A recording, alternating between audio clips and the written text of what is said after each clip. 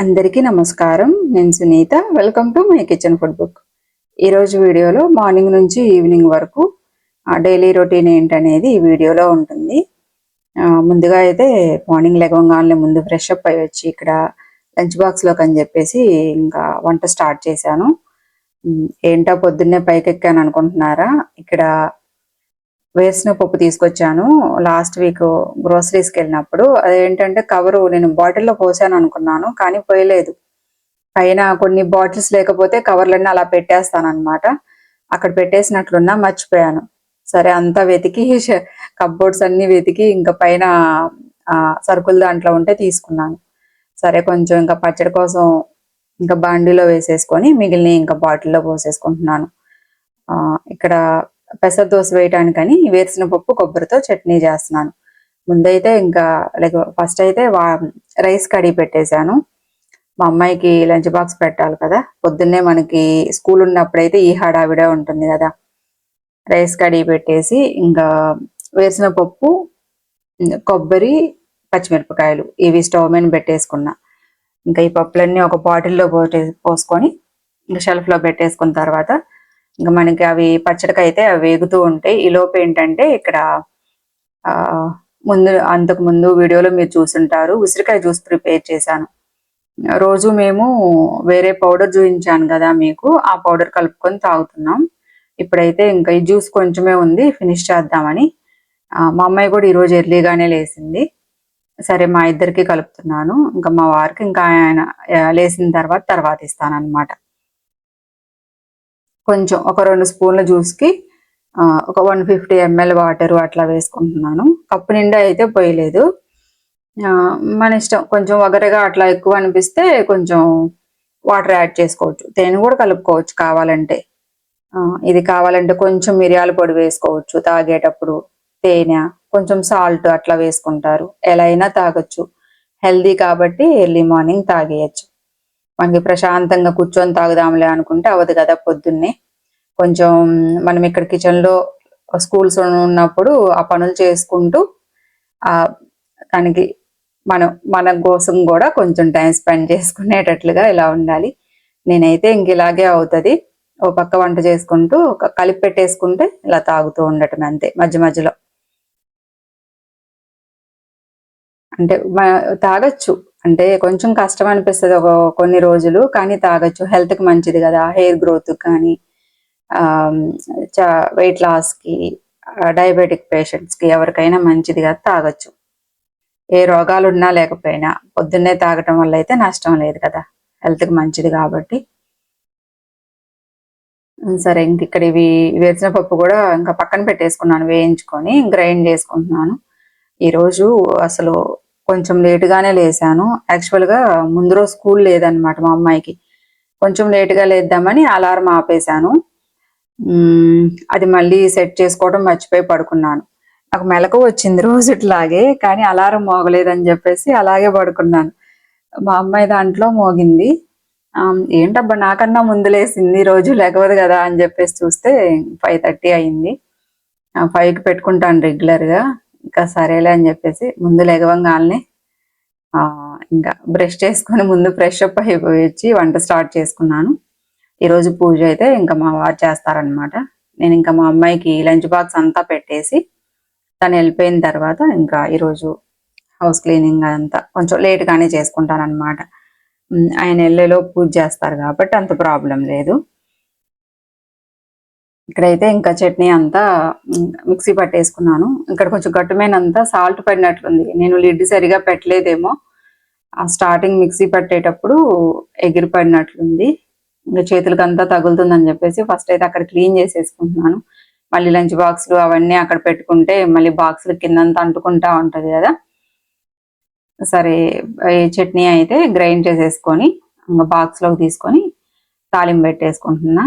ఈ రెసిపీ అంతా అయితే నేను ఇక్కడ మొత్తం ఏం చూపించట్లేదు. ఇది రెగ్యులర్గా మనకి డైలీగా చేసుకుంటూనే ఉంటాం కదా, రోజు చేసుకునే రెసిపీసే. మీరు ఇంతకు ముందు వీడియోస్లో కూడా చూసే ఉంటారు. ఎవరన్నా తెలియకపోతే ఒకసారి చెక్ చేయండి. ఇంకా ఇందులోకి తాలింపు పెట్టేశాను. ఇంకా తాలింపు గింజలు కొంచెం కరివేపాకు వేసి తాలింపు పెట్టేశాను. ఈ రోజు అయితే ఒక లంచ్ బాక్స్ లోకి ఒక మంచి రైస్ ఐటమ్ అయితే చూపిస్తాను. చాలా ఈజీ, టేస్ట్ కూడా చాలా బాగుంటుంది. ఇక్కడ రెండు ఒకేసారి పెట్టేసుకున్నాను. దోస పెన్నము అట్లాగే ప్యాన్ కూడా. టైం చాలా తక్కువ ఉన్నప్పుడు మనకి ఒక్కొక్కటిగా చేయాలంటే టైం సరిపోదు కదా. ముందు దోస వేసేస్తున్నాను. ఈ పెసరపిండి ముందు రోజే నేను గ్రైండ్ చేసి పెట్టుకున్నాను అనమాట. ముందు రోజు ఆఫ్టర్నూన్ అలా నానబెట్టేసి గ్రైండ్ చేసి ఇంకా ఫ్రిడ్జ్ లో పెట్టేశాను, సాల్ట్ అన్ని వేసుకొని. ఈరోజు అయితే లంచ్ బాక్స్ లోకి దోశ అట్లాగే ఇంకా రైస్ పెట్టేస్తున్నాను. ఇక్కడైతే ప్యాన్ పెట్టేసుకొని ఆయిల్ వేసుకొని ఒక స్పూన్ జీలకర్ర వేసుకొని కట్ చేసి పెట్టుకున్న ఒక ఉల్లిపాయ, కొంచెం క్యారెట్, బీన్స్, మీకు నచ్చితే క్యాబేజ్ వేసుకోవచ్చు, నచ్చిన కూరగాయలు ఏవైనా వేసుకోవచ్చు. వీటిని వేసుకొని ఒక 5 నిమిషాలు, ఇవంతా బాగా ఏం మెత్తగా కుక్ అవ్వాల్సిన అవసరం లేదు. మనం ఫ్రైడ్ రైస్ కి వేయించుకుంటాం కదా అట్లా ఒక 5 నిమిషాలు మూత పెట్టుకుంటే చాలు. మీడియం ఫ్లేమ్ లో పెట్టుకొని ఫాస్ట్ గా కుక్ అవుతుంది మనకి ఈ రైస్. మనకి మనం ఇలా పొద్దున్నే కర్రీ చేసే టైం లేనప్పుడు అట్లాగా కొంచెం ఫాస్ట్ గా ప్రిపేర్ చేసేసుకోవచ్చు. ఈ పెసర దోశలు కూడా చాలా హెల్దీ కదా, ఫైబర్ ఎక్కువ ఉంటుంది. ఇప్పుడు అయితే డయాబెటిక్ పేషెంట్లకి చాలా మంచిదని చెప్తున్నారు. ఇవి ఎవరైనా తినొచ్చండి, హెల్దీ కాబట్టి, ఫైబర్ ఎక్కువగా ఉంటుంది కాబట్టి. నేను కొంచెం రెగ్యులర్ గానే వేస్తుంటాను, పచ్చ పెసలతోటి వీటితోటి రెగ్యులర్ గానే చేస్తుంటాను అనమాట. సరే, ఇక్కడ ఇవి వేగిన తర్వాత ఇందులో ఇక్కడ చూడండి, నేను ఇవి క్లిప్ తీసాను అనుకున్నాను, అది మిస్ అయింది. 4 వెల్లుల్లి రెమ్మలు, ఒక చిన్న రైస్ కుక్కర్ లో కప్పు ఉంటుంది కదా, ఆ కప్పుతో నేను రైస్ తీసుకున్నాను. 4 వెల్లుల్లి రెమ్మలు, ఒక చిన్న స్పూన్ తో కారం. కారం ఎక్కువ మంటగా ఉంటది అనుకుంటే చూసుకొని వేసుకోండి. మీకు మంచి కలర్ రావాలి రైస్ అనుకుంటే కాశ్మీరీ చిల్లీ పౌడర్ ఉంటుంది కదా, అది ఒక స్పూన్ వేసుకోండి. లేదు నార్మల్ కారం అంటే మాత్రం అది చూసుకొని వేసుకోండి, మంట ఎక్కువ అవ్వకుండా. ఒక 4 వెల్లుల్లి రెమ్మలకి ఒక స్పూన్, చిన్న స్పూన్ తో కారం వేసుకొని దంచుకొని వేసుకున్నాను. ఈ వెల్లుల్లి అంతా మనకి కొంచెం స్మెల్ వస్తుంది కాబట్టి ఆ పచ్చివాసన అంతా పోయే వరకు వేయించుకొని ఉడికించి పెట్టుకున్న రైస్ వేసుకోవాలి. రైస్ మనకి కొంచెం పొడి పొడిలాడుతూ కుక్ చేసుకుంటే ఇలాంటి రైస్ ఐటమ్స్ చేసుకునేటప్పుడు తినటానికి బాగుంటుంది. బాక్స్ లో పెట్టినప్పుడు కూడా కొంచెం ఆఫ్టర్నూన్ కట్లా మెత్తగా అయిపోకుండా అలా ఉంటుంది. రైస్ వేసుకొని టేస్ట్ తగినట్లుగా ఉప్పు వేసుకోవాలి. ఇప్పుడు ఇందులో నేనైతే స్ప్రింగ్ ఆనియన్స్ వేసాను. కొత్తిమీర ఉంటే కొత్తిమీర వేసుకోవచ్చు. కొత్తిమీర కానీ స్ప్రింగ్ ఆనియన్స్ ఏ ఉంటే అవి వేసుకోవచ్చు, టేస్ట్ బాగుంటుంది. ఒక 2 నిమిషాలు అట్లా ఉంచేసుకొని ఇంకా స్టవ్ ఆఫ్ చేసుకోవటమే. పొద్దున్నే మనకి టైం తక్కువ ఉన్నప్పుడు హడావిడి లేకుండా ఇలా సింపుల్ గా ఈజీగా, టేస్ట్ అయితే చాలా బాగుంది, ఈజీగా ప్రిపేర్ చేసుకోవచ్చు. ఇంకా దోశ కూడా వేసాను కదా, ఇంక ఇక్కడైతే బాక్సులు పెట్టేస్తున్నాను. టైం అయితే అయింది. ఈరోజు డౌటే, బస్ అందిద్దో లేదో అనుకున్నా. ఎగ్జాక్ట్ గా వెళ్ళారు కిందకి. ఒక్కోసారి 2 నిమిషాలు లేట్ అయినా కూడా వెళ్ళిపోయింది అనమాట. ఒక్కోసారి ఒక 5 మినిట్స్ అట్లా లేట్ గా వస్తా ఉంటది. ఈ రోజు అయితే ఇంకా మా హస్బెండ్ కి డ్యూటీ తప్పింది అనమాట, తీసుకెళ్లి వదిలిపెట్టేసి వచ్చారు. ఇంకా ఇదేంటంటే మధ్యాహ్నం నేను పనులన్నీ చేసుకొని మా వారు కూడా వెళ్ళిన తర్వాత ఇంకా జిమ్కి వెళ్ళేసి వచ్చిన తర్వాత నా కోసం అని చెప్పేసి చేసుకుంటున్నాను. జిమ్కి వెళ్ళే ముందు అవి డ్రై ఫ్రూట్స్ అన్ని నానబెట్టాను. సరే, ఇంకా అవి మిక్సీ పట్టేసుకొని ఒక గ్లాస్ లో కలిపేసుకున్నాను. ఇక్కడ ముందు రోజు స్వీట్ పొటాటోస్ తీసుకొచ్చాను. మాకు పెద్దగా తినరు. మాకైతే చిన్నప్పుడు మా అమ్మ వాళ్ళు పులుసు చేసేవాళ్ళు వీటితోటి. గన్సిగడ్డలు అని చెప్పేసి వచ్చాయి కదా, పులుసు చేసేవాళ్ళు, బాగుండేది, ఇష్టంగా తినేవాళ్ళం. మా వాళ్ళు అయితే తినరు, ఇంకెప్పుడన్నా తీసుకొస్తాను, స్నాక్స్ లాగా అలా తింటారని చెప్పేసి. సరే, ఇంకా డ్రై ఫ్రూట్స్ ఈరోజు మిల్క్ కలుపుకోలేదు, అలాగే తాగేశాను అనమాట. మిల్క్ బాయిల్ చేసి లేవు, సరేలే అని చెప్పేసి కొంచెం వాటర్ కలిపేసుకొని అలాగే తాగి ఇంకా ఆ స్వీట్ పొటాటోని కుక్కర్లో పెట్టేశాను. ఇంకా మనకి రెగ్యులర్ గా ఈ పనులు అయితే ఉంటాయి కదా. క్లాత్స్ ముందు రోజు స్టాండ్ మేము పెట్టాను. ఇప్పుడు స్టాండ్ లోపలే పెడుతున్నాను కాబట్టి కొంచెం ఇవి డ్రై అవటానికి టైం పడుతుంది, ఒక రోజు అట్లా. సరే, ఇంకా నాకు జిమ్ నుండి వచ్చిన తర్వాత మళ్ళీ మనకి పనులన్నీ ఉంటాయి. జిమ్కి వెళ్ళబోయే ముందు ఓన్లీ కుకింగ్, ఏమన్నా చిన్న చిన్న పనులు అలా ఫినిష్ అవుతాయి. సరే ఇంకా బట్టలన్నీ ఫోల్డ్ చేసేసి కప్బోర్డ్స్లో పెట్టేసేసుకొని ఈవినింగ్ కోసమని ఈరోజు కొంచెం ఎర్లీగానే కుకింగ్ స్టార్ట్ చేసుకున్నాను. ఇక్కడ చూడండి బాటిల్స్, ఈ పక్కన చూసారా ఈ మ్యాట్ మీద ఇదంతా ఈ స్ప్రైట్ బాటిల్స్ ఉంటాయి కదా, వాటికి ఏదో మా అమ్మ ఏదో క్రాఫ్ట్ లాగా చేయాలని చెప్పేసి మొత్తం ముందు రోజు అలా పెట్టేసింది. ఇంకా ఆ మ్యాట్ నేను ఇంకెటు జరపలేను, జరిపినా కూడా అది ఎక్కడో చోట అడ్డంగానే ఉంటుంది. సరే చేసిద్దేమోనని ఉంచాను.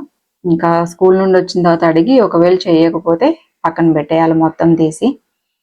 సరే ఈవినింగ్ ఇంకా డిన్నర్లోకి బెండకాయలు కట్ చేసుకుంటున్నాను. ఈరోజు బెండకాయ పెరుగు పచ్చడి చేసుకొని బీట్రూట్ ఫ్రై చేద్దామని చెప్పేసి ప్రిపేర్ చేసుకుంటున్నా. ఇక్కడ చూసారా ఇవి గాజువి, అదే గ్రోసరీస్కి వెళ్ళినప్పుడు తీసుకొచ్చా బాగున్నాయి అని, ఏమైనా పికెల్స్ అలా పెట్టుకోవచ్చు అని చెప్పేసి తీసుకొచ్చాను. ఇంకా స్వీట్ పొటాటో అవి కూడా నేను ఒకటి తిన్నాను, ఇంకా 2 ఉన్నాయి. మా వాళ్ళు తింటారో తినరో తెలీదు, చూస్తాను. తినకపోతే ఇంక నేనే తినాల్సి వచ్చింది. ఇంకా అవన్నీ పక్కన పెట్టేసుకొని ఇక్కడైతే డిన్నర్ కోసం పెట్టేసుకున్నాను. బాండిల్ పెట్టేసుకొని రెండిట్లో, ఒక దాంట్లో బీట్రూట్ ఫ్రైకి, ఒకటేమో బెండకాయ పెరుగు పచ్చడి. రెండిటికి తాలింపు అయితే మనకి సేమ్ కదా, ఆయిల్ వేసుకొని తాలింపు గింజలు కరివేపాకు. బీట్రూట్ కర్రీకి ఇక్కడ జీడిపప్పు వేసుకున్నాను. కొంచెం జీడిపప్పు కొబ్బరి వేసుకుంటే టేస్ట్ చాలా బాగుంటుంది. ఈ జీడిపప్పు కొంచెం కలర్ వచ్చే వరకు వేయించుకోవాలి. ఇక్కడేమో బెండకాయ కర్రీకి ఉల్లిపాయలు బెండకాయ ముక్కలు వేసుకొని కలుపుకుంటున్నాను. మీకు రెసిపీస్ అర్థమవుతున్నాయా? ఏ రెసిపీకి ఆ రెసిపీ ఇలా చూపించుకుంటారు, ఎందుకంటే ఇవి డిన్నర్ కాంబినేషను లంచ్ కాంబినేషన్ అలా వస్తుంటాయి కదా. మనం జనరల్గా ఇంట్లో ఇలాగే ప్రిపేర్ చేసుకుంటూ ఉంటాం కదా. ఎవరన్నా ట్రై చేస్తూ ఉంటే అర్థం కాకపోతే కామెంట్స్ చేయండి. సపరేట్గా చూపించమంటే సపరేట్గానే ఎడిట్ చేస్తాను, లేదంటే ఇలాగే చూపిస్తాను.